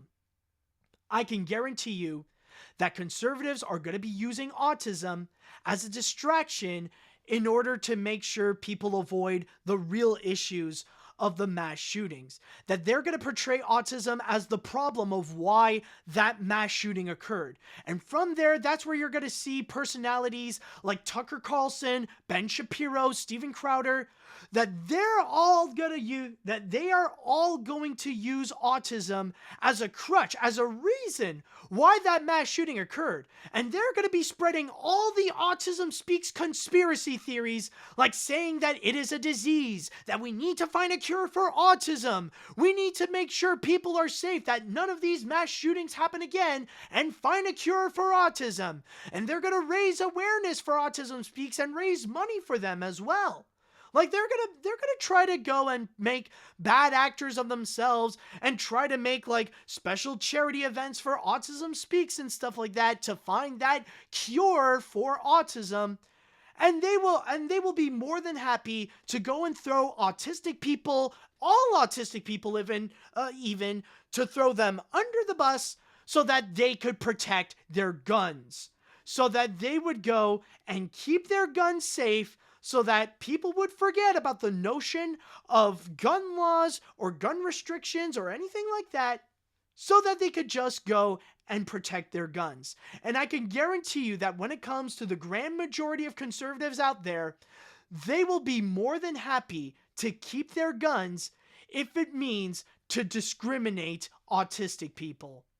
And I know that there are plenty of autistic conservatives out there that they might look at me as a complete madman, or even more of a madman than I do now, but I'm just warning to those autistic conservative people out there. Be ready for the biggest backstab of your life. That your conservative brethren will definitely turn against you in order to push their own agenda. Because the thing is, with autism acceptance, they will be viewing that as woke culture. And that's also another major thing that I would like to go and point out, that technically there are many ways that autism acceptance would actually be viewed as just another part of woke culture. Is autism acceptance really that any different than transgender acceptance? I'm just saying. Like for those autistic conservative people out there, I'd say watch out, because there will come a day when autism will be used as a weapon to use against in order to push their agenda. So I'm just making that prediction that one day autism will be used as a right-wing excuse for why a mass shooting has happened, and the subject will explode on social media. So I'm just making that prediction right there. Mark my word. It is going to inevitably happen. So in that case, that's just honestly my piece that I just want to throw out here. Yes, it is absolutely ridiculous to even think that My Little Pony might even have some kind of connection with the Indianapolis FedEx mass shooting. Because yeah, the person might be obsessed. Yeah, I mean, like, the mass shooter was obsessed with My Little Pony, but that doesn't mean it's My Little Pony's fault for causing that mass shooting. That would be like blaming that would be like blaming Disney for World War II because Hitler was a huge fan of Snow White and the Seven Dwarfs, which was actually a true fact, by the way. He actually loved that movie, that along with King Kong. So yeah, it's honestly ridiculous. It's ridiculous, and it's just another example of just right-wing distraction from the real problems of these mass shootings, most namely with guns, and how there needs to be a gun reform in the United States. Okay, so with that said, though, I would like to go into the chat wall, and I would like to ask you all, what do you all think about the whole scenario? What do you think about the New York Post and Fox News all using My Little Pony as a possible excuse to why the Indianapolis mass shooting actually happened? Let me know what you think. Okay, let's see now. As a brony myself, this offends me. I understand the hate on My Little Pony. Heck, I do like the franchise, not a lot of the people that like it, including Skylanders and modern SpongeBob, and that never bothered me. What does bother me, however, is if one person can create a scar on the fan base and make it look bad, especially killings. That guy might be worse than the Szechuan sauce guy from the Rick and Morty fan base, or those people against Zami070 for the Steven Universe fan base. It's an effed up world that we live in.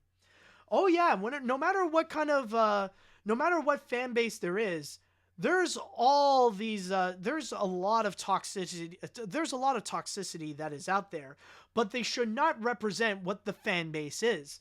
And especially, I'm just going to say this right now, like, even though I'm not a brony myself, I know for a fact that Brandon Hull does not represent the My Little Pony fan base. So I just need to go and make that clarification there. Let's see now. My God, man, these shootings in this year are slowly coming back in America since pre-pandemic days.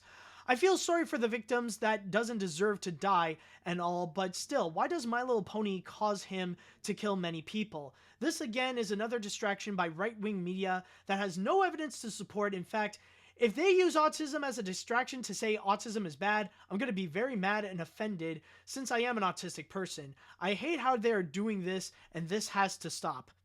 Mark my word, it's going to inevitably happen. Trust me, not all conservatives, but a good chunk of them will be more than happy to sacrifice their autistic brethren in the name of protecting their guns. Let's see what else we have here. I'm sorry, but what the frick frack snick snack paddywhack do I even say about that?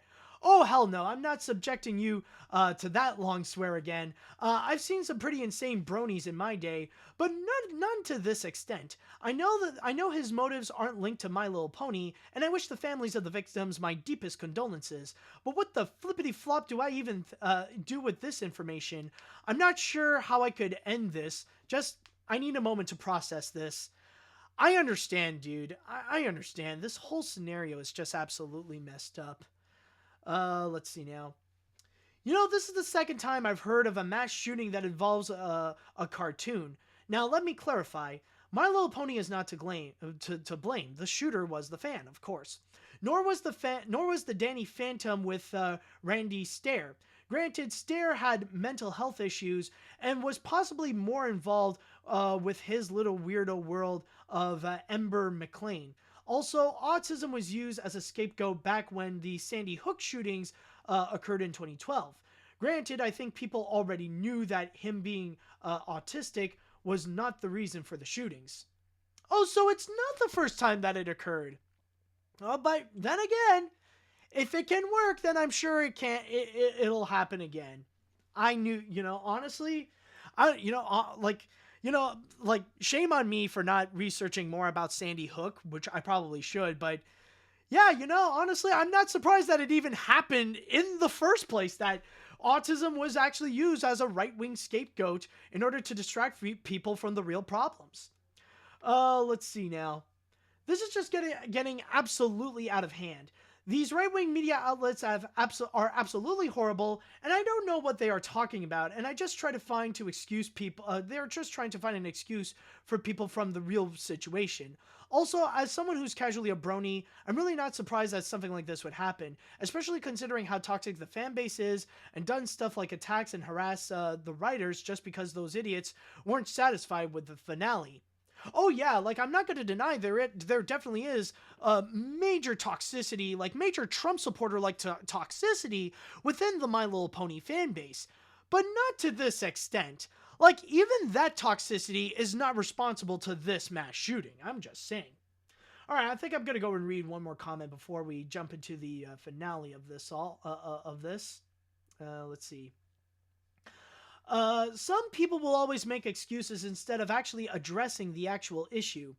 Brandon most certainly had issues, but I am certain that My Little Pony is not related to this. Now, if you excuse me, hearing all of this horrible stuff makes me want to time out a bit.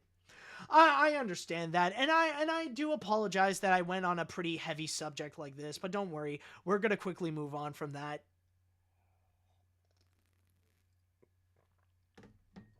And now it is time that we are going to jump onto the grand finale of it all. And we're going to go a lot more lighthearted onto this one, I do promise.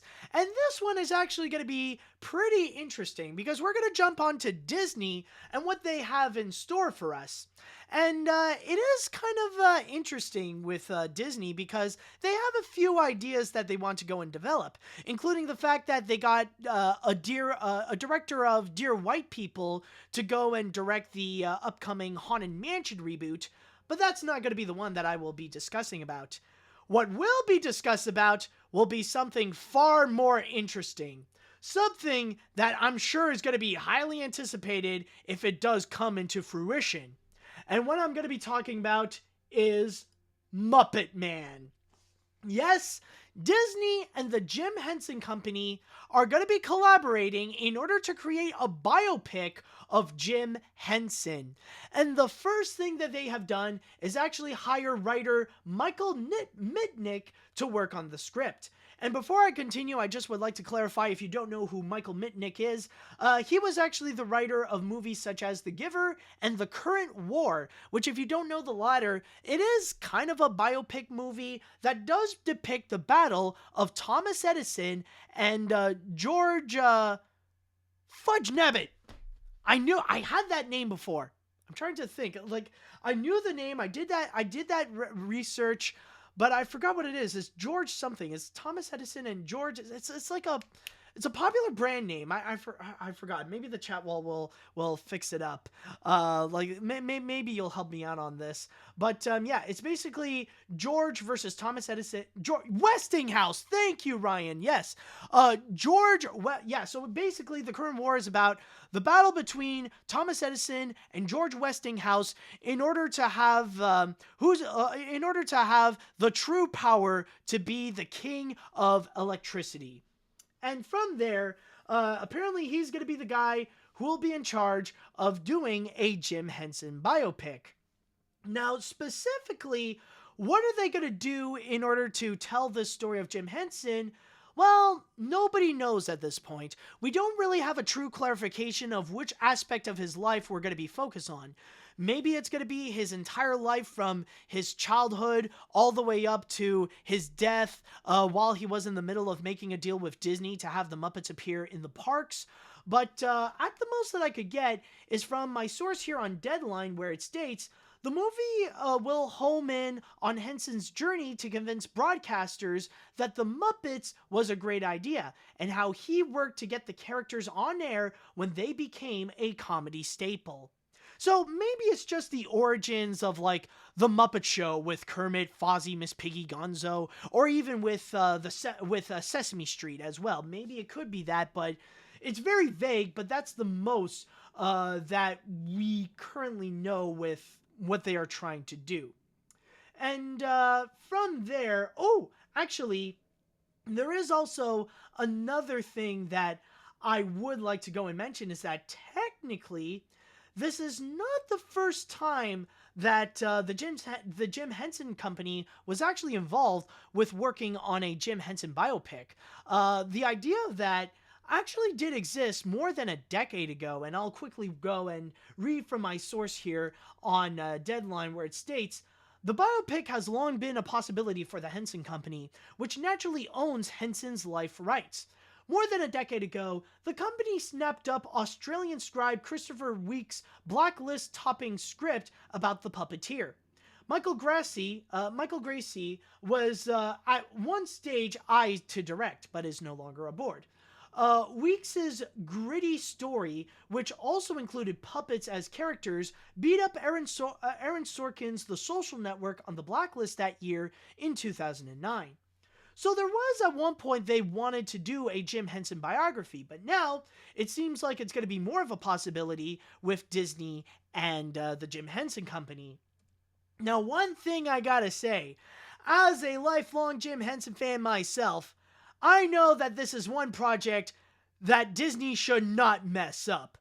I know that they're gonna be more careful, and they gotta make sure that they got some stuff right. Like, they're even collaborating with the Jim Henson Company, which is good. But this is not something that they should really play around with. This is not something that they could be, a little loosey-goosey with. This is Jim Henson. We're talking about one of the most iconic and beloved figures in pop culture history. Like, Jim Henson has even been considered to be right up there with Walt Disney even. So it's guaranteed to be someone that they cannot mess up. And even as a Jim Henson fan myself, this is one that I want to keep an eye out to make sure that they don't really go and mess up. And, but I will say then again though, I do have a bit of confidence on Disney to go and make biopics, because generally they would do a good job. They would at least do a decent job. And one great example that I can think of that would make me feel comfortable knowing that Disney is also involved with this is the 2013 movie Saving Mr. Banks. If you haven't seen that film, I highly recommend you to go and do so, because it definitely is a great film, really is worth watching. It's actually about the making of Mary Poppins, which also chronicles the life of P.L. Travers and how and also looking into her childhood and how that inspired some of the stories of Mary Poppins, which features Emma Thompson as P.L. Travers and even Tom Hanks as Walt Disney. Now, I'm not going to say that it's a fantastic movie, but it definitely is a great and very well-built movie that is worth watching. So, at the very least, if this Jim Henson biopic can be a bit like what we have seen with Saving Mr. Banks, then it could be in good hands with Disney, and especially with the Jim Henson Company, if you are going to get people such as Lisa and Brian that are going to be on board, since if you're going to get, the family members to directly be involved with it, then it could possibly be fine. The one little concern that I would have, though, is going to be with Michael Mitnick, since he doesn't necessarily have a great track record when it comes to some of his movies. They are generally mixed, or they are a little bit more negative, which is the case with The Giver. But honestly, we'll just have to wait and see. Maybe he'll just do one draft of it, and maybe someone else will go and write a better draft at this, but ultimately we will wait and see. We don't have all the info on this one, but for now, we just know that there is an idea happening that a Jim Henson biopic will be in the works. And honestly, it's actually going to be pretty interesting, because if it really does happen, if Disney really is serious in doing this, then it does make me wonder, honestly. Of course, with all these biopics, it does make me wonder, who is going to play some of these puppeteers? I want to know who would be the people that will actually play the part. Especially, who's going to be Jim Henson? There are definitely some great people out there that could play the part. I've seen some suggestions, some people are saying maybe Ryan Gosling could play the part. Edward Norton could be a strong possibility. He would be he would be a very solid hit, and a great actor. I really do respect the guy. Also, even this might seem like a pretty whack job idea, but honestly, Ryan Reynolds might not be a bad idea. I know it sounds weird because like Ryan Reynolds is a very signature actor. It's like, we really like, he is the kind of actor we really associate him with Deadpool. But then again, I could actually see him do a serious role where maybe he could play Jim Henson pretty well. He kind of, like, if you give him a beard, he could look the part. So it might not be pretty, I don't know. It might seem like a whack job idea, but it could be a decent idea. But then, like, you also got some other people as well, like who's going to be playing the role of Frank Oz, who's going to be playing Dave Goelz, who's going to be playing, who's going to be playing Jim Henson's wife, who's going to be playing Richard Hunt. There are definitely a lot of acting, there are a lot of, like, casting possibilities right there. But ultimately, we will have to wait and see. But also, actually, I just thought of this. But one thing that if I would have to put out a concern about this is that I do hope that we will stick more to the life of Jim Henson, and I hope that it doesn't go too much onto the fan service side of it. Like, hopefully it will go a little bit more towards something like with Saving Mr. Banks than something like Bohemian Rhapsody. Now, granted, I did enjoy Bohemian Rhapsody. I remember when I saw it in theaters, and I did have fun with it.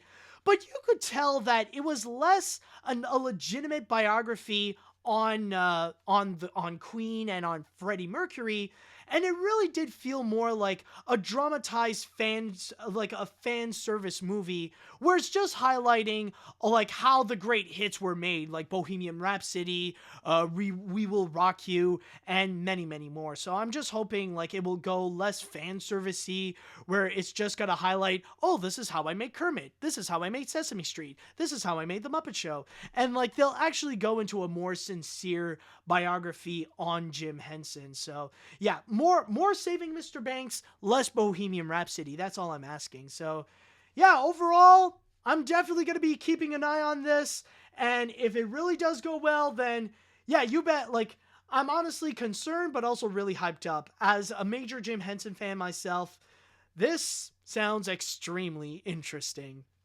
All right, so with that said, I would like to go into the chat wall, and I would like to ask you all, how do you feel about a biopic of Jim Henson happening at Disney? How do you feel about that? And also, if you have any casting ideas, let me know what you may think of them.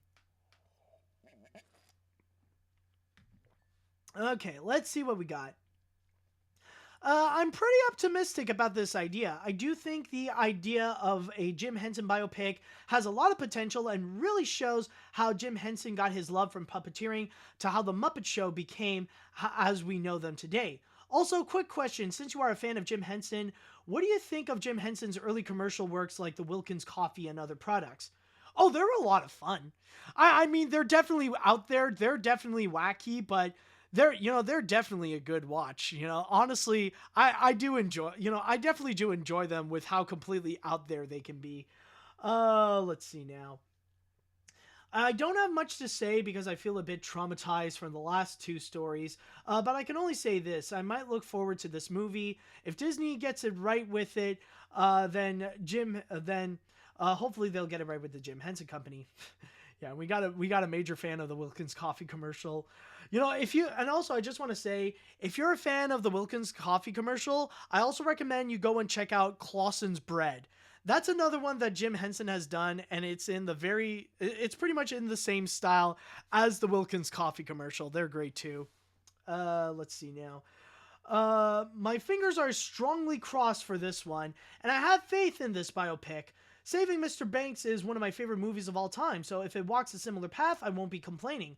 Although I am wondering if Disney would have him to address how Jim Henson originally wanted the Muppets to be more edgy. I don't know, man. That is going to be something we will have to wait and see. Who knows? Let's see. I hope the writer of The Giver doesn't mess this up. I know since I have read the book in middle school and seen the movie in theaters in high school, and I find it mediocre overall. If he does it right, then it would be satisfying. Hope he gets it right. All right, that's nice. That's nice. Well, Disney doing something more with the Muppets. This is definitely a unique movie. I don't know about casting ideas, but I know about future biopics that Disney could do. But I would love to see a Disney biopic of the animator strike in the point of view of Walt Disney and Art Babbitt. I'm just gonna say this right now. I think it would be a fantastic idea if you would actually make a movie based on the animator strike of 1941. Would Disney actually go and do this? Abso-freaking-lutely not. Like showing Walt Disney in a bit of a negative light, they would refuse to do so. Hell no. So yeah, it would be a great idea, but not an idea that Disney would do if it means presenting Walt Disney as a flawed individual that would be against unions. Let's see, what else do we got here? As your tweet said, don't mess this up, which is great advice, and I am in the middle of Defunctland's documentary, as I am a casual Muppet fan, and I love this show, and Most Wanted, I especially love documentaries, and quick mention, maybe this can spark ideas for the next animation look back? It could. It might be an idea.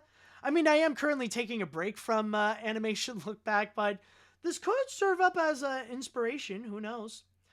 All right, I'm going to go and read one more comment before we conclude this now. I look forward to seeing this film. I just hope it doesn't end up like a Walt before Mickey. I wonder how deep they will go in Jim's history, including his passion of making Dark Crystal. Would they also talk about how heartbreaking and big it was back when they had a funeral for Jim, including having Big Bird attend the funeral as well? Don't worry, Animat. I also look forward to seeing your animation look back on the Muppets. Well, but which would come first, yours or theirs? Yours or theirs? Oh, so which one would come first? The Jim Henson biopic or my animation look back on the Muppets? For sure, animation look back the Muppets. I can confirm to you right now, it's going to be much later in 2021. And I think this biopic, I don't know if it's even going to happen in either like 2023 or 2024. So yeah, definitely my project is going to come out first. And with all that said and done, that should do it for this episode of AniMat's Crazy Cartoon Cast. So I just would like to say thank you all so much for watching. And also, I just want to say, tune in on Monday at 2 p.m. Eastern, where we are going to have a special episode of AniMat's Crazy Cartoon Cast, where we are going to be talking about the Oscars, where we're going to talk about who's going to be the big animation winners. I know Soul might most likely possibly be one. We're also going to talk about the other big winners at the Oscars and how the show was. So tune in again. That is on Monday at 2 p.m. Eastern. So with all that said and done, I would like to say thank you all so much for watching. Thank you all so much for listening. And until next time, see you later, dudes.